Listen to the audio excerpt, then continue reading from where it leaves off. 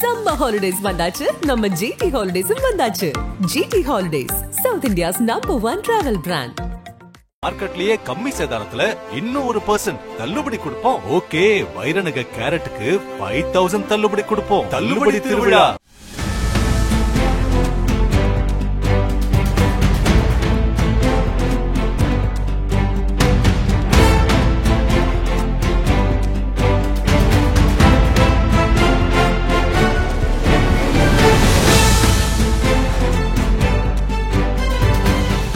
கடந்த 2019ஆம் ஆண்டு அதிமுக ஆட்சி காலத்தில் தமிழகத்தை நடுங்க வைத்த ஒரு சம்பவம் தான் பொள்ளாச்சி பாலியல் வன்கொடுமை சம்பவம். அண்ணா எங்களை விட்டுருங்கண்ணா என்று பெண்கள் கதரும் வீடியோ இன்று வரை அனைவரது நினைவிலும் இருக்கும். இளம் பெண்கள், மாணவிகள் என பலரை பாலியல் ரீதியாக துன்புறுத்தி வீடியோ எடுத்து மிரட்டப்பட்ட இந்த சம்பவத்தினை நக்கீரன் தான் முதலில் வெளி உலகிற்கு வெளிச்சம் போட்டு காட்டியது. முதலில் இந்த வழக்கை பொள்ளாச்சி போலீசார் விசாரித்து வந்த நிலையில் சிபிசிஐடிக்கு மாற்றப்பட்டு கடைசியாக சிபிஐ வசம் சென்றது. இந்த வழக்கில் கடந்த 2019ஆம் ஆண்டில் பொள்ளாச்சியைச் சேர்ந்த திருநாவுக்கரசு, சபரிராஜன், வசந்தகுமார், சதீஷ், மணிவண்ணன் ஆகிய 5 பேர் கைது செய்யப்பட்டு அவர்கள் மீது பாலியல் வன்கொடுமை, அத்துமீறல், கூட்டு சதி, தடயங்கள் அளிப்பு உள்ளிட்ட 13 பிரிவுகளின் கீழ் வழக்கு பதிவு செய்யப்பட்டது. அதனைத் தொடர்ந்து ஹேரன் பால், பாபு என்கின்ற பைக் பாபு, அருளானந்தம், அருண்குமார் ஆகிய 4 பேர் கடந்த 2021ஆம் ஆண்டில் கைது செய்யப்பட்டு சேலம் மத்திய சிறையில் அடைக்கப்பட்டனர். இந்த வழக்கு மீதான விசாரணை கோவை மகளிர் நீதிமன்றத்தில் நடைபெற்று வந்தது. குற்றவாளிகளுக்கு எதிராக சுமார் 200 ஆவணங்கள், 400 மின்னணு தரவுகள் உள்ளிட்டவை பறிமுதல் செய்யப்பட்டு அனைத்து பொருட்களும் நீதிமன்றத்தில் சமர்ப்பிக்கப்பட்டது. பாதிக்கப்பட்ட 8 பெண்களும் குற்றவாளிகளுக்கு எதிராக சாட்சியம் அளித்துள்ளனர். இந்த வழக்கின் ஒவ்வொரு விசாரணையின் போதும் குற்றம் சாட்டப்பட்ட 9 பேரும் சேலம் சிறையில் இருந்து வீடியோ கான்பரன்சிங் மூலமாக நீதிபதி முன்பு ஆஜர்படுத்தப்பட்டனர். அரசு தரப்பு சாட்சியங்கள் நிறைவு பெற்றுள்ள நிலையில் கைது செய்யப்பட்ட 9 பேரிடமும் சட்ட விதிகள் 313 கீழ் கேள்விகள் கேட்பதற்காக நீதிமன்றத்தில் ஆஜர்படுத்தும்படி நீதிபதி உத்தரவிட்டார். அந்த உத்தரவின்படி கைது செய்யப்பட்ட 9 பேரும் 5ஆம் தேதி காலை சேலத்தில் இருந்து பலத்த போலீஸ் பாதுகாப்புடன் கோவை சிபிஐ நீதிமன்றத்தில் ஆஜர்படுத்தப்பட்டனர். அவர்களை நீதிமன்ற கட்டடத்தில் உள்ள தனி அறையில் வைத்து 9 பேரிடமும் அரசு தரப்பு வழக்கறிஞர் குறுக்கு விசாரணை நடத்தினார். இதில் குற்றம் சாட்டப்பட்ட ஒவ்வொரு நபரிடமும் சுமார் 50 கேள்விகள் வரை கேட்கப்பட்டதாக கூறப்படுகிறது.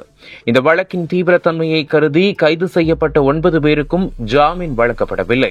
அதே நேரம் 48 சாட்சிகளிடம் விசாரணை நடத்தப்பட்ட நிலையில் அவர்கள் யாரும் பிறழ் சாட்சியாக மாறவில்லை.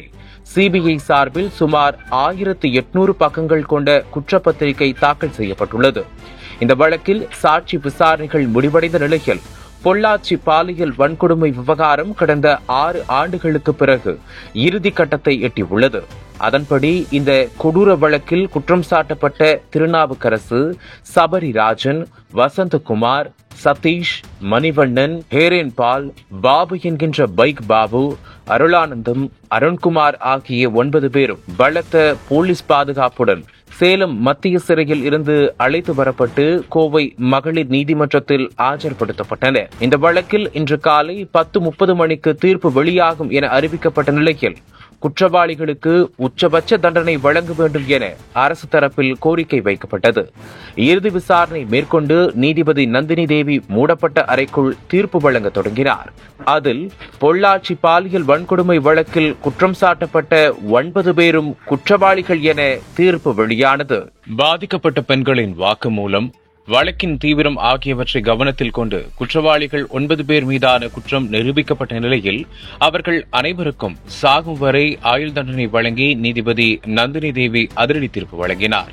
இந்த வழக்கில் முதல் குற்றவாளியான சபரிராஜனுக்கு 4 ஆயுள் தண்டனையும், 2வது குற்றவாளி திருநாவுக்கரசு, 5வது குற்றவாளி மணிவண்ணனுக்கு தலா 5 ஆயுள் தண்டனையும் விதிக்கப்பட்டுள்ளது.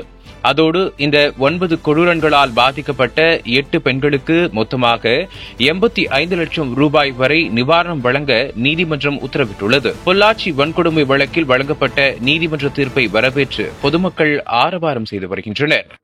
நக்கீரன் டிவிக்கு சப்ஸ்கிரைப் செய்யுங்கள். உங்கள் ஆதரவே எங்கள் பலம். ஆசிரியர்களுக்கு நண்பனாகவும் மாணவர்களுக்கு ஆசானாகவும் திகழும் தேர்வு வழிகாட்டி. ஒவ்வொரு பாடத்திற்கும் அனுபவமிக்க ஆசிரியர்களின் துல்லியமான தெளிவான விடைகள். CNC இருக்கு, தேர்வு பயம் எதற்கு? இது தீரன் பப்ளிஷிங் ஹவுஸ் விற்பனை வெளியீடு.